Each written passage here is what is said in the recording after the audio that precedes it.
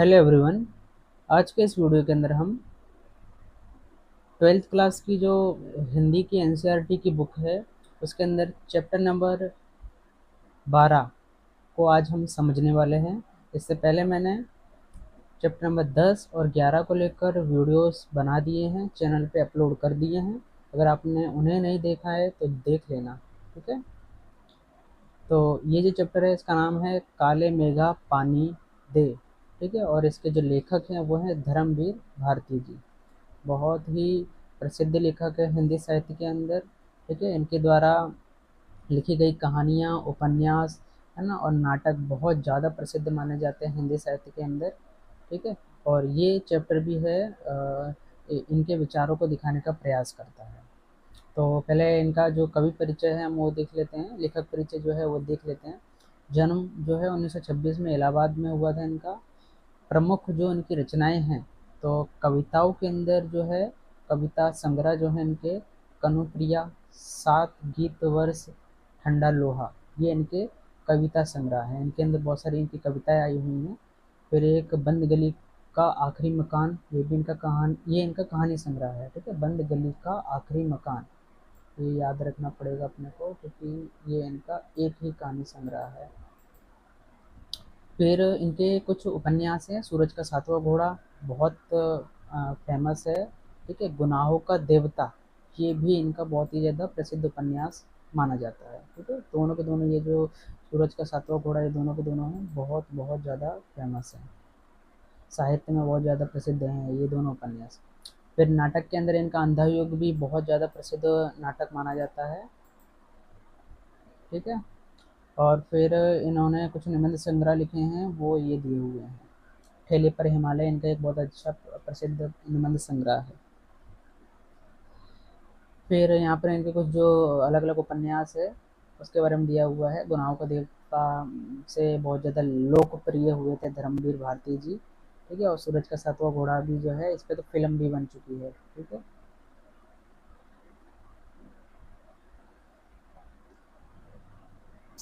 चलिए अब हम डायरेक्ट चैप्टर पर ही आते हैं कि चैप्टर में क्या दिया हुआ है।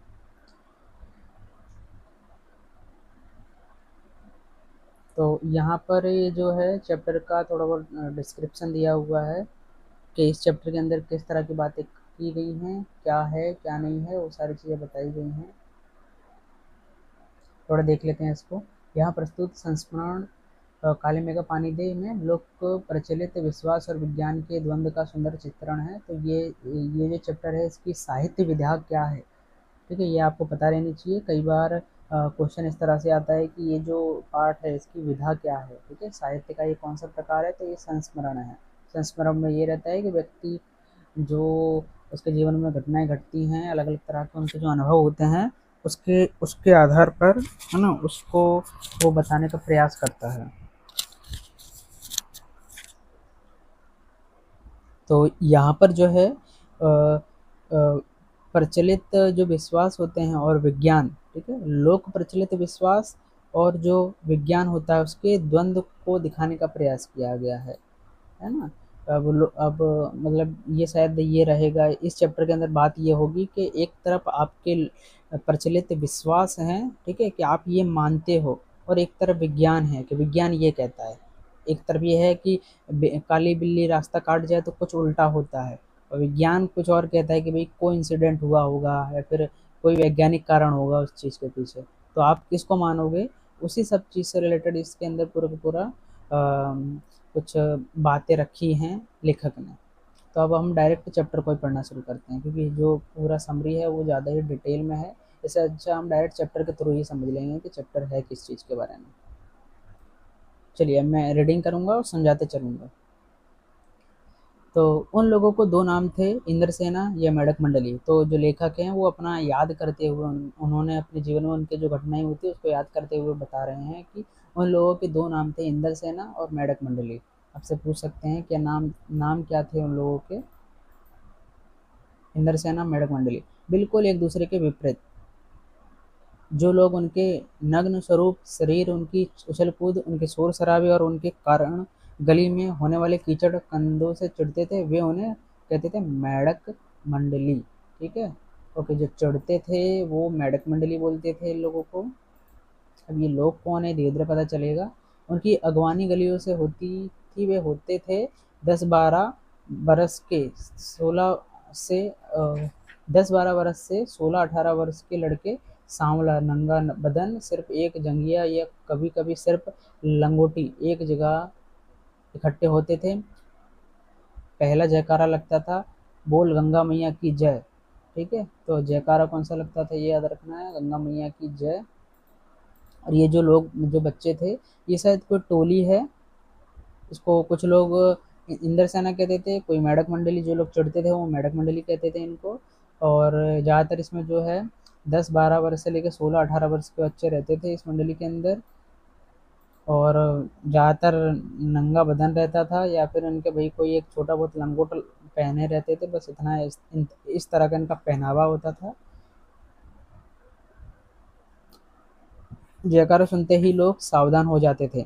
स्त्रियां और लड़कियां लज्जे बारजे में झांकने लगती थीं, और ये विचित्र नंग धड़ंग टोली उछलती कूदती समवेत पुकार लगाती थी। अब पुकार क्या लगाती थी, काले मेघा पानी दे, गगरी फूट बेल प्यासा, पानी दे गुड़धानी दे, काले मेघा पानी दे। ठीक है, तो ये लोग गाना गाते थे, या फिर इनका जो भी ये स्लोगन होगा वो गाया करते थे। उछलते कूदते एक दूसरे को धकियाती ये लोग गली में किसी दुमहले मकान के सामने रुक जाते। पानी दे मैया, इंद्रसेना आई है। और जिन घरों में आखिर जेठ या शुरू आषाढ़ के उन सूखे दिनों में पानी की कमी भी होती थी, जिन घरों के कुएं भी सूखे होते थे, उन घरों से भी सहेज कर रखे हुए पानी में से बाल्टी या घड़े भर कर इन बच्चों के सर के पैर तक कर दिया जाता था। ये लोग बदन मिट्टी में लोट लगाते थे, पानी फेंकने से मैदान पैदा हुए कीचड़ हो जाते थे। हाथ पांव बदन मुंह पेट सब गंदा कीचड़ मल कर फिर हाँक लगाते, बोल गंगा मैया की जय। और फिर मंडली बांध कर उछलते कूदते अगले घर की ओर चल पड़ते, बादलों को टेरते, काले मेघा पानी दे पानी दे। ठीक है, तो यहाँ तक हम समझते हैं कि ये जो टोली है ये मतलब बादलों को बुलाने के लिए, ठीक है, बारिश हो जाए उसके लिए गाना गाया करते थे। और परंपरा ये है कि ये लोग घर घर जाकर, है ना, पानी मांगते थे। भले उस टाइम पर, जिस टाइम पर ये जो है ना, जो भी करतब कर रहे हैं, जिस टाइम पे ये लोग करते थे उस टाइम पे माहौल ये रहता था कि ज़्यादातर लोगों के घरों में पानी नहीं रहता था, तालाब सूख जाते हैं, कुएं सूख जाते हैं, लोगों के पास पीने तक का पानी नहीं है ढंग से। परंतु जब ये सेना आती थी, इंद्र सेना आती थी, तब सबको कंपलसरी इनके ऊपर भले छोटा सा घड़ा पानी भी डालना पड़े, परंतु डालना पड़ता था। और फिर ये लोग उसमें पूरा का पूरा नहा लेते थे, खुद को कीचड़ से और भी लथपथ कर लेते थे। और बस एक घर से पानी मिल जाता था, फिर दूसरे घर की तरफ चले जाते थे कि और पानी मिले। ठीक है, तो ये लोग करते थे माहौल। अगर आपसे पूछ सकते हैं कि इंद्र सेना किस तरह से क्या करती थी उसके बारे में समझाइए, तो इस तरह से आप इसको समझा सकते हो।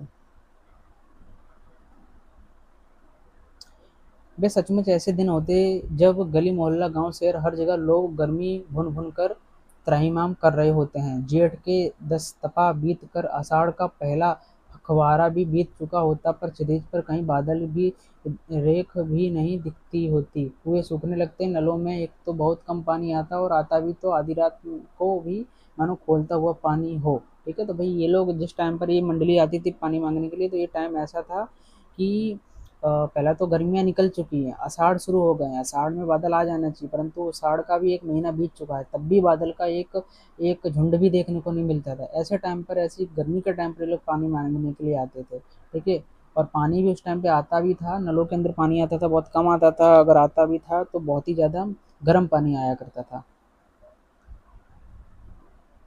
शहरों की तुलना में गाँव में और भी हालत खराब होती थी। जहाँ जुताई होनी चाहिए वहाँ खेतों की मिट्टी सूख कर पत्थर हो जाती, फिर उसमें पपड़ी कर पड़कर जमीन फटने लगती। लू ऐसी कि चलते आदमी आधे रास्ते में लू खाकर गिर पड़े। ठीक है, सोचो कैसा माहौल होता था उस टाइम पर। ये लोग इंद्र सेना पानी मांगने के लिए आती थी। यहाँ पर लेखक विरोधाभास दिखाना चाह रहे हैं कि एक तरफ तो पानी की इतनी किल्लत है, ठीक है, किल्लत है, और इतना बेकार हालत है, पानी ही नहीं है, और ऐसे टाइम पे पानी को बर्बाद करने का ये जो करतब किया जाता है ये बेकार है, ऐसा लेखक का मानना है। जमीन, मतलब खेतों की जो जमीन है वहाँ पानी ना होकर जमीन फट जाया करती थी। लू ऐसी चलती थी कि भाई व्यक्ति खड़े खड़े गिर जावे। ढोर ढंगर प्यास के मारे मरने लगते, लेकिन बारिश का कहीं नाम निशान नहीं। ऐसे में पूजा पाठ कथा विधान सब करके लोग जब हार जाते, तब अंतिम उपाय के रूप में निकलती है इंद्र सेना। ठीक है, तो ओके, जब सबके सब प्यास से मर जाते थे तो अंतिम उपाय के रूप में ये इंद्र सेना को यूज किया जाता था कि भाई पानी पानी बरस जावे अच्छे से। वर्षा के बादलों के स्वामी हैं इंद्र, और इंद्र की सेना टोली बांध कर कीचड़ में लथपथ निकलती, पड़ते हुए मेघों को पानी मांगते हुए, प्यासे गले और सूखे खेतों के लिए पानी की आशा पर जैसे सारा जीवन आकर टिक गया हो। इस एक बात मेरे समझ में नहीं आती, बस एक बात मेरे को समझ नहीं आती कि जब चारों ओर पानी की इतनी कमी है तो लोग घर में इतनी कठिनाई से इकट्ठा करके रखा हुआ पानी बाल्टी भर भर कर इन पर क्यों फेंकते हैं। कैसे नियम निर्मम बर्बादी है पानी की। ठीक है, तो ये लेखक ये बोलना चाह रहे हैं कि पता है कि सबके घर में पानी की इतनी किल्लत है, ठीक है, सब परेशान है, फिर भी ये लोग इस तरह से, ये जो इंदल सेना आती है इनको पानी फेंक कर क्यों देते हैं। ये तो पानी की बर्बादी हुई। ठीक है, ये देखो आप इमेज में देख सकते हो, ये रही इंदल सेना, इंदर सेना, ठीक है, और ये इस तरह से पानी फेंक रहे हैं। देश की कितनी क्षति होती है इस तरह के अंधविश्वासों से। कौन कहता है इन्हें इंद्र की सेना। अगर इंद्र महाराज से ये पानी दिलवा सकते हैं तो खुद अपने लिए पानी क्यों नहीं मांग लेते। क्यों मोहल्ले पर पानी पानी नष्ट करवाते घूमते हैं। नहीं, यह सब पाखंड है, अंधविश्वास है। ऐसे ही अंधविश्वास के कारण हमें अंग्रेजों से पिछड़ गए और गुलाम बन गए। ये लेखक कह रहे हैं, लेखक शायद छोटे होंगे उस टाइम पर, या फिर उनके जीवन में जब ये घट रहा होगी ये घटना, तब उनके विचार उस टाइम पे ऐसे थे। वो यही कहते थे कि ये जो जो भी इंद्र सेना बनाई गई है, इसके पास इतना ही, ये इंद्र भगवान की सेना है, तो भाई इंद्र से खुद के लिए पानी मांग लो। ये जिन लोगों के घर में पानी नहीं है उनसे पानी मांग के क्यों भाई पानी की बर्बादी कर रहे हो। ये अंधविश्वास है, पाखंड है, और ऐसे अंधविश्वास के कारण ही अंग्रेज हमें इतने सालों तक गुलाम बना सके। चलिए आगे देखते हैं। मैं असल में था तो इन्हें मेढक मंडली वालों की उम्र का, पर कुछ तो बचपन के आर्य समाजी संस्कार थे। ठीक है, तो आपसे पूछा जा सकता है कि लेखक जो थे वो कौन से समाज से जुड़े हुए थे बचपन में। तो आर्य समाज से। एक कुमार सुधार सभा कायम हुई थी, उसका उपमंत्री बना दिया गया था। कुमार सुधा सभा का उपमंत्री लेखक को बना दिया गया था। सो समाज सुधार का जोश कुछ ज़्यादा ही था। अंधविश्वास के खिलाफ तो तर्कस में तीर रख कर घूमता रहता था। मगर मुश्किल यह थी कि मुझे अपने बचपन में जिससे सबसे ज़्यादा प्यार मिला वो थी जीजी। ठीक है, सबसे ज़्यादा बचपन में प्यार इनको किससे मिला था, तो जीजी से मिला था। जीजी, जीजी यानी दीदी होंगी, बड़ी दीदी होंगी कोई। एक ये फैक्ट याद रखना है कि लेखक को कहाँ कहाँ उपमंत्री बना दिया गया था। तो कुमार सुधार नाम की सभा थी, सुधार है ना, कुमार सुधार नाम की सभा थी।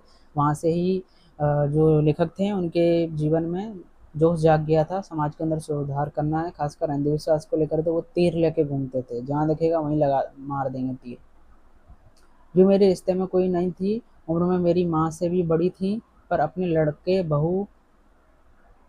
लड़के बहू सबको छोड़कर उनके प्राण मुझी में बसते थे। और वे थी उन तमाम रीति रिवाजों, तीजों, त्योहारों, पूजा पूजा अनुष्ठानों की खान, जिन्हें कुमार सुधार सभा का यह मुख्यमंत्री अंधविश्वास कहता था। उन्हें जड़ से उखाड़ फेंकना चाहता था, पर मुश्किल यह था कि उनका कोई पूजा विधान, कोई त्योहार अनुष्ठान मेरे बिना पूरा नहीं होता था।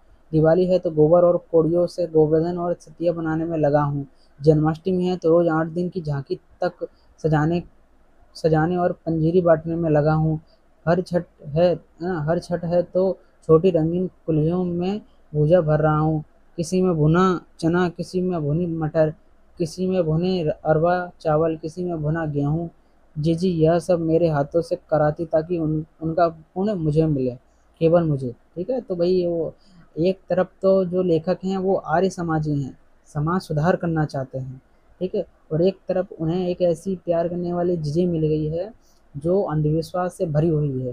देखो यहाँ पर पूरा गिना दिया है कि पंजीरी बांटना हुआ, ये हुआ, वो हुआ, सारे क्रियाक्रम अंधविश्वास के जो हो सकते हैं वो बेचारे इस समाज सुधार वाले व्यक्ति को करने पड़ते थे। और उसके पीछे कारण क्या बताते थे, मतलब वो जो जो लेखक हैं उनकी जीजी कारण ये बताती थी कि ये सब का पुण्य लेखक को मिल जाए इससे, इसलिए सारा काम उनसे करवाती थी।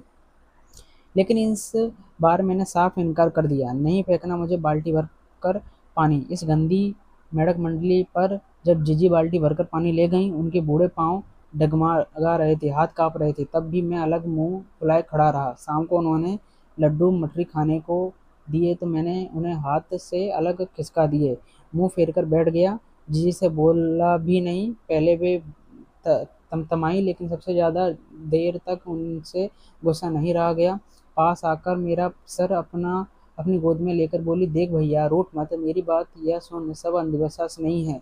हम इन्हें पानी नहीं देंगे तो इंद्र भगवान हमें पानी कैसे देंगे? मैं कुछ नहीं बोला, है ना। फिर जीजी बोली, तू इसे पानी की बर्बादी समझता है, पर यह बर्बादी नहीं है, यह पानी का अग्र चढ़ाते हैं। जो चीज़ मनुष्य पाना चाहता है उसे पहले देगा, नहीं तो पाएगा कैसे? इसलिए ऋषि मुनियों ने दान को सबसे ऊंचा स्थान दिया। ठीक है, तो लेखक इस बार मानने वाली नहीं थी। जब इस बार मंडली आती है तो वो सोच लेते हैं कि नहीं देना है, नहीं फेंकना है पानी, पर जो झिझी होती हैं उसकी वो दे फेंक देती हैं, तो फिर ये गुस्सा हो जाते हैं लेखक। फिर वो लास्ट में मनाती हैं और फिर तर्क ये देती हैं कि हम इसलिए पानी चढ़ा रहे हैं या फिर देते हैं क्योंकि इंद्र भगवान को अगर पानी देंगे फिर वो हमें बादल बना के देंगे, फिर हमारे पास पानी आएगा। ठीक है, ये पानी की बर्बादी नहीं है। और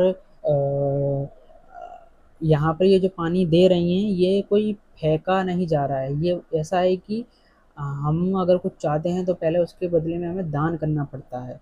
ठीक है, हम चीज़ देते हैं तब हमें बदले में वो चीज़ और मिलती है। इसलिए जो ऋषि मुनि हैं उन्होंने दान को हमेशा ऊंचा स्थान दिया था। पूछा जा सकता है कि भाई ऋषि मुनियों ने, जो हमारे ऋषि मुनि थे, उन्होंने किसको ऊंचा स्थान दिया था? तो भाई यहाँ पर दान को ऊंचा स्थान दिया था। ऋषियों को काहे बदनाम करती हो जीजी? क्या उन्होंने कहा था कि जब आदमी बूंद बूंद पानी को तरसे तब पानी कीचड़ में बहाओ? ठीक है, तो ये लेखक बोलते हैं कि भाई ऋषियों को क्यों बदनाम कर रही हो? अगर उन्होंने कभी ऐसा तो कहा नहीं होगा कि जब सब लोग खाने से परेशान हो, पानी से परेशान हो, तो भाई जो चीज़ से परेशान हो, जिस चीज़ की कमी है, उसी को क्या कर दो, दान में दे दो। तो ऐसा तो ऋषियों ने नहीं कहा होगा।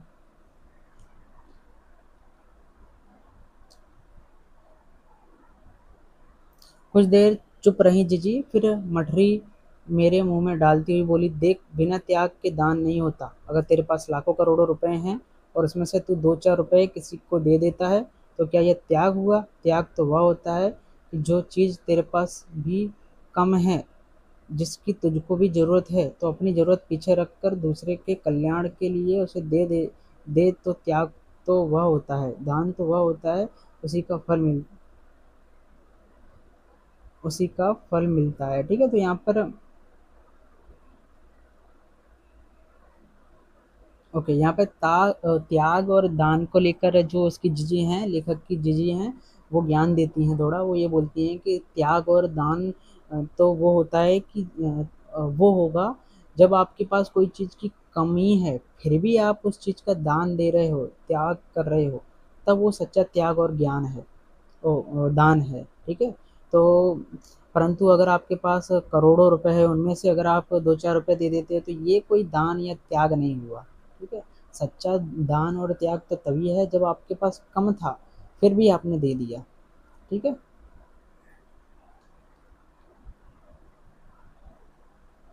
फल वल कुछ नहीं मिलता, सब ढकोसला है, मैंने कहा तो, पर कहीं मेरे तर्कों का किला पस्त होने लगा था, मगर मैं भी जिद पर अड़ा था। ठीक है, तो लेखक बोलते हैं कि भाई फल वल तो कुछ मिलता नहीं, ये सब बहाने हैं, ढकोसले हैं। और फिर लेखक अपनी जिद पे अड़े रहते हैं कि नहीं, मैं तो पानी नहीं दूंगा। फिर जीजी बोली, देख, तू तो अभी से पढ़ लिख गया है, मैंने तो गांव के मदरसे का भी मुंह नहीं देखा, पर एक बात देखी है कि अगर 30-40 मन गेहूं उगाना है तो किसान 5-6 सेर अच्छा गेहूं अपने पास से लेकर जमीन में क्यारियां बनाकर फेंक देता है, उसे बुआई कहते हैं। ये जो सूखे हम अपने घर पानी इन पर फेंकते हैं वह भी बुआई है।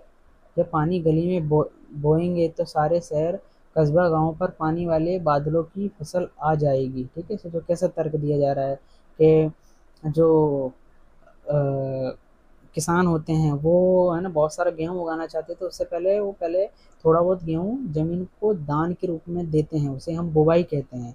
तो हम भी ये जो पानी फेंक रहे हैं गली गली में, तो ये पानी की बुवाई हो रही है। फिर एक दिन जब बादल आएंगे तो ये सारे के सारे शहर में, कस्बों में, गांव में पानी की खेती करके जाएंगे, पानी की फसल उगेगी।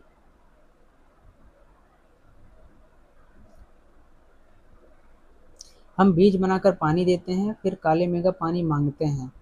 सब ऋषि मुनि कह गए हैं कि पहले खुद दो, तब देवता तुम्हें चौगुना अठगुना करके देगा।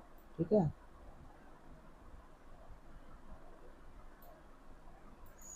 यह तो हर आदमी का आचरण है, जिससे सबका आचरण बनता है। यथा राजा तथा प्रजा, सिर्फ यही सच नहीं है, सच यह भी है कि यथा प्रजा तथा राजा। यही तो गांधी जी महाराज कहते हैं। जीजी का एक लड़का राष्ट्रीय आंदोलन में पुलिस की लाठी खा चुका था।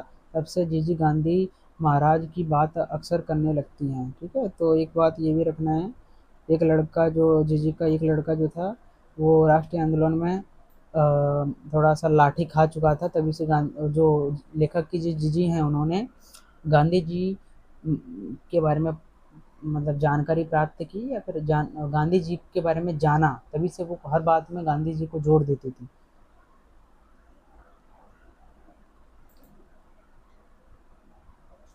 तो यहाँ तक मतलब पैराग्राफ में यही बताई जा रही बात है कि दान करोगे तभी आपको आगे चल के चीज़ें मिलेंगी। आप कुछ प्राप्त करना चाहते हो तो पहले थोड़ा बहुत उसका त्याग करना पड़ेगा।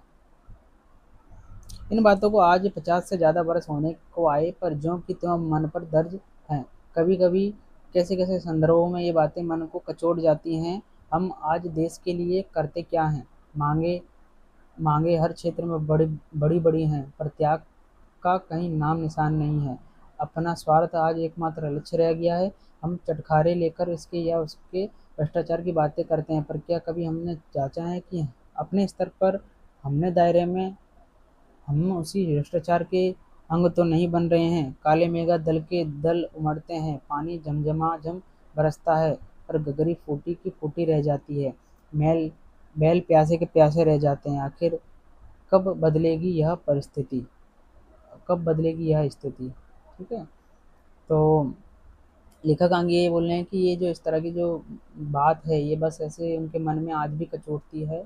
और वो ये बोलते हैं कि सच में आज के टाइम पे तो लोग अपने स्वार्थ में ही जी रहा है, कोई भी सच्चा त्याग नहीं करना चाहता है। लेखक ने अपने जीवन में घटी ये पुरानी जो घटना है, इसके आधार पे ये मतलब बताया है कि कैसे पुराने टाइम पे कम से कम ये इस तरह का त्याग किया जाता था ये सोचकर। परंतु आज तो सब स्वार्थ में जी रहे हैं, सबका लक्ष्य बस एक ही है, वो है स्वार्थ को पूरा करना। ठीक है। हम लोग जो भ्रष्टाचार करते हैं उसके भ्रष्टाचार की तो बड़ी बड़ी बातें करते रहते हैं, परंतु हमने भी अपने जीवन में अपने स्तर पर कहाँ पर भ्रष्टाचार किया इसको लेकर हम कभी भी नहीं सोचते हैं। ठीक है। लास्ट में लेखक जी कह रहे हैं कि काले मेघा आते हैं, पानी बरसता है, खूब बरसता है। ठीक है। पर जो गगरी है वो फूटी की फूटी रह जाती है, बैल प्यासे रह जाते हैं। ठीक है। मतलब जो जिन लोगों को उस चीज़ का फल मिलना चाहिए उसको मिलता नहीं है। ठीक है। और फिर ये ऐसी स्थिति कब बदलेगी पता नहीं, हर कोई इस स्थिति से गुजर रहा है। चलिए, चैप्टर समाप्त हुआ। अंत में मतलब लेखक ने इस चैप्टर के माध्यम से बस यही कि अंधविश्वास और विज्ञान क्या है उसकी स्थिति को समझाने का प्रयास किया है। चैप्टर के अंदर अगर कहीं भी कोई दिक्कत हो तो आप कमेंट करना, मैं ट्राई करूँगा कि उसके आंसर दे पाऊँ। ठीक है। और ज़्यादातर चीज़ें तो मैंने इसके अंदर समझा दी हैं। वीडियो अच्छा लगा हो तो लाइक करना, चैनल को सब्सक्राइब करना। और इसके बाद जो आगे के चैप्टर हैं उसको लेकर भी मैं अभी वीडियोस बना रहा हूँ। कुछ दिनों में वीडियोस चैनल पर आ जाएंगे। मिलते हैं हम अगले वीडियो के अंदर।